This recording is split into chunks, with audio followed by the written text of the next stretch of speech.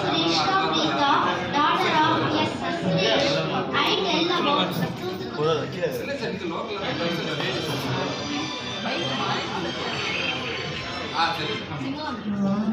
Sureshka Preeta, daughter of Lion S.S. Suresh.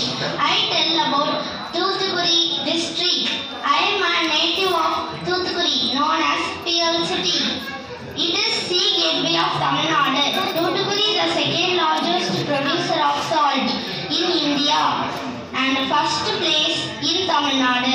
Thoothukudi has been remaining a port since Sangam era. The ancient Kargai port has been the current Thoothukudi port. Freedom fighters like Veerapandiya Kattabomman, Ummithurai, VOC and national poet Subramani Bharatiyar. Thoothukudi is famous for sweet macaron. There are many interesting places to see: temple, airport, harbour port, salt production, sit, etc. Thoothukudi is the one of the place archaeology, example Adichanallur and Kurgai. The